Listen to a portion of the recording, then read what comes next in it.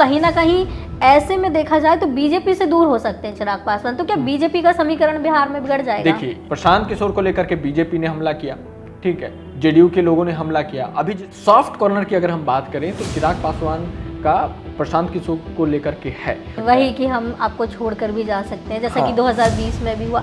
अगर वो 30 सीट या 25 सीट से अगर अधिक जीत जाते हैं और जेडीयू का स्ट्राइक रेट घट जाता है तो जेडीयू और एलजेपी साथ साथ आ जाएंगे। अगर एनडीए की सरकार आती है तो नीतीश जिसके लिए ऐसे कर देंगे, उनके लिए हाल है जिसके लिए ऐसे कर देंगे।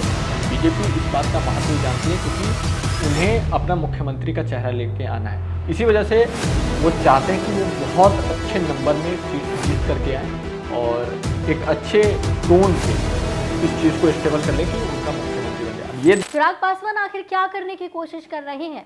क्यों चिराग पासवान और जीतन राम मांझी जेडीयू और बीजेपी पर ज्यादा सीटों के लिए दबाव बना रहे हैं? क्या चिराग पासवान प्रशांत किशोर से गठबंधन भी कर सकते हैं? बिहार में राजनीतिक उठापटक चल रही है, चुनावी बिगुल बच चुका है और सीट शेयरिंग को लेकर बात चल रही है। आज बीजेपी चुनाव समिति की बैठक आयोजित की जानी है जिसमें सीट शेयरिंग का पूरा फॉर्मूला साफ हो जाएगा। चिराग पासवान 40 से 54 सीटों के बीच में अड़े हुए हैं कि उन्हें इतनी सीटें चाहिए है। जीतन राम मांझी भी उनके पीछे पीछे चल रहे हैं। क्या होगा ये बैठक के बाद पता चलेगा। तो इस बारे में हम अपने सहयोगी से बात करते हैं। हमारे सहयोगी आनंद हमारे साथ में हैं। देखते हैं कि क्या कुछ समीकरण बनते हैं। आज बैठक आयोजित की जाने वाली है चुनाव समिति की। क्या लगता है कि क्या समीकरण बनेंगे? देखिए आस्था, अभी तक जो बात हमारे सामने निकल के आ रही थी कि पिछले कुछ दिनों तक जो अभी तक शाम तक जो बात निकल के आ रही थी और सीट को लेकर के पहले से जो आ रही थी कि जेडीयू भले ही पिछली बार कम सीटें जीती हैं लेकिन इस बार फिर भी वो बड़ी सीट पे लड़ेगी, यानी कि जेडीयू 101 सीट पे चुनाव लड़ेगी। वहीं बीजेपी के 100 सीट पे चुनाव लड़ने की बात हो रही थी। एलजेपी 26 सीट, हम पार्टी को 8 सीट और आरएलएम को जो कि उपेंद्र कुशवाहा जी की है वो 8 सीट पे ये बात हो रही थी। ये बातचीत बहुत लंबे समय से था, ये नहीं कि कल शुरू हुआ है या आज शुरू हुआ है। लेकिन चिराग पासवान जो है वो बहुत ही अच्छे एक नेगोशिएट करने वाले व्यक्ति हैं। वो बहुत अच्छे से टास्क मास्टर की तरह वो लग जाते हैं। जैसे कि उनका आपने लोकसभा चुनाव में 100% स्ट्राइक रेट देखा था, जितनी भी सीटें थी वो सारी जीत गए। अभी वो डिमांड कर रहे हैं कि उन्हें 45 से 54 सीटें, और इस डिमांड में भी जो आपको जो बड़ी चीज़ जो खबर निकल के आ रही है सूत्रों से कि स्पेसिफिक सीट्स वो चाहते हैं। यानी कि मान लीजिए कि वो अगर कोई एक सीट का नाम ले रहे हैं तो वो ये नहीं कह रहे हैं कि 45 नंबर चाहिए, उसके साथ ये भी बता रहे हैं कि मुझे ये सीट भी मेरे जिम्मे दे दीजिए।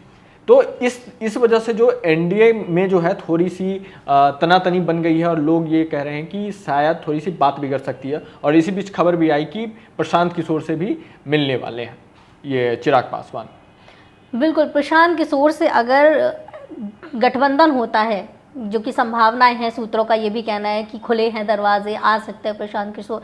प्रशांत किशोर तो वैसे भी अभी हाल ही में कितने सारे आरोप लगा चुके हैं बीजेपी के ऊपर। तो कहीं ना कहीं ऐसे में देखा जाए तो बीजेपी से दूर हो सकते हैं चिराग पासवान। तो क्या बीजेपी का समीकरण बिहार में बिगड़ जाएगा? देखिए, इसको अगर हमें थोड़ा सा जानना हो तो हमें थोड़ा सा पीछे चलना होगा। अपने ऑडियंस को हम बताते हैं कि एक इंटरव्यू था, चिराग पासवान इंटरव्यू दे रहे थे। उस इंटरव्यू में उन्होंने जब पूछा गया कि प्रशांत किशोर आपके लिए क्या है, तो उन्होंने कहा मेरे भाई हैं, अच्छे भाई। तो प्रशांत किशोर को लेकर के कभी आपने देखा होगा, इतने समय से प्रशांत किशोर लगभग 3-4 साल से बिहार की राजनीति में उतरे। पहले पद यात्रा किया, पिछले साल पार्टी बनाई, अभी 1 साल उनकी पार्टी की बन भी गई। फिर भी प्रशांत किशोर को लेकर के बीजेपी ने हमला किया, ठीक है, जेडीयू के लोगों ने हमला किया। अभी जिस तरह से आपने देखा होगा कि आरोप प्रत्यारोप का चलन चल रहा था, सम्राट चौधरी पे उन्होंने बोला, अशोक चौधरी पे बोला, ठीक है, उसके बाद तमाम जेडीयू के लोगों पे उन्होंने आरोप लगाए अलग अलग तरीके से, और फिर भी बोला कि अभी और रोकिए और बताएंगे। लेकिन जब चिराग पासवान से इस पे लेकर के पूछा गया तो चिराग पासवान ने ज़्यादा खुल करके कुछ नहीं कहा। उन्होंने बोला कि अगर कुछ ऐसा है, गंभीर मसला है, इस पर जवाब देना चाहिए। तो एक सॉफ्ट कॉर्नर की अगर हम बात करें तो चिराग पासवान का प्रशांत किशोर को लेकर के है, और यहीं से जो रास्ते जो दूसरी पार्टियों के लिए बंद है वहीं प्रशांत किशोर के लिए यहाँ पे खुले हुए। और चिराग की छवि ऐसी है कि उन्होंने ना कुछ ज़्यादा दाग है उनके ऊपर, लंबे समय से राजनीति में सक्रिय है और बिहार के लोग एक युवा के रूप में उन्हें पसंद भी करते हैं। एलजेपी की जितनी भी परसेंटेज ऑफ वोट्स हैं वो है उनके पास। तो अगर गठबंधन हो भी जाता है इनका जन स्वराज के साथ, तो आपको कभी भी ये नहीं देखने को मिलेगा कि लोग शायद उसे अस्वीकार करते हैं।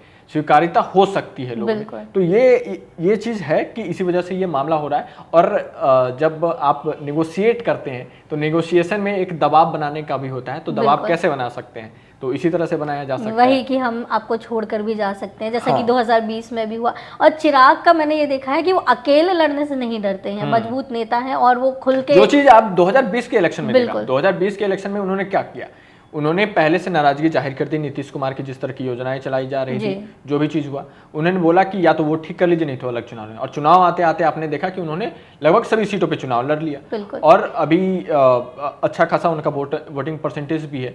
लेकिन एक चीज आपको इसमें सोचना पड़ेगा कि अगर एनडीए में इनको अच्छी नंबर ऑफ सीट्स मिल जाती हैं, यानी कि लगभग मान लेते हैं 35 प्लस मिल जाती है, और एनडीए का परफॉर्मेंस बहुत अच्छा रहता है, वो कहते हैं कि लगभग मान लेते हैं 80% के आसपास भी रह गया उनका, और 35 सीटें मिल गई उन्हें, तो अगर वो 30 सीट या 25 सीट से अगर अधिक जीत जाते हैं और जेडीयू का स्ट्राइक रेट घट जाता है, तो जेडीयू और एलजेपी साथ साथ आ जाएगी।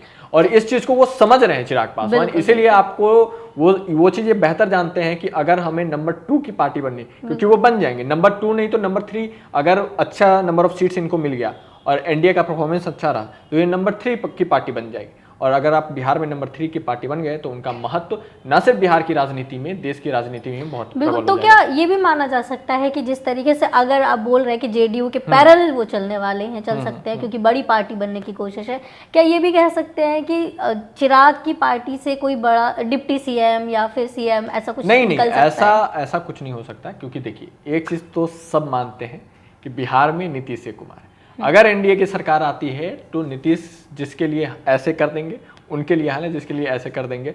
जैसे अभी सम्राट चौधरी उप मुख्यमंत्री है, बिल्कुल अभी आपको आचार संहिता भी लागू नहीं हुआ है, अगर आपको नीतीश कुमार अभी चाहे कि सम्राट चौधरी को हटा दिया जाए उप मुख्यमंत्री से, तो मुझे नहीं लगता कि ऐसा कभी होगा कि शायद बीजेपी इस चीज को ना कर पाएगी, क्योंकि बिहार में नीतीश कुमार चलता है, उनके डिसीजन बिल्कुल। और कहीं ना कहीं यही वजह है शायद कि बीजेपी की तरफ से सीएम नहीं बन पाता है ज्यादा सीटें होने के बावजूद भी, और जेडीयू की ज्यादा कम सीटें होने के बाद भी सीएम जेडीयू से बनता है। लेकिन एक चीज मैं आपको बता देना चाहता हूँ कि इस पूरे जो भी चल रहा है इनका नेगोशिएशन, जितना भी आप चीज़ों को देख रही हैं सामने, एक चीज़ तो निश्चित है कि जितना वो डिमांड कर रहे हैं उतना बीजेपी नहीं देगी। बीजेपी इस बात का महत्व ही जानती है, क्योंकि उन्हें अपना मुख्यमंत्री का चेहरा लेके आना है। उन्होंने ये गलती की थी सीएम बना करके, या फिर जो भी अभी उनको जो भी रियलाइजेशन, जैसे कि महाराष्ट्र में वो करेक्शन किया, जैसे महाराष्ट्र में दोबारा जब उनको देवेंद्र फडणवीस को बनाया गया तो उन्होंने बोला कि अगर ये चीज़ नहीं ठीक किया जाता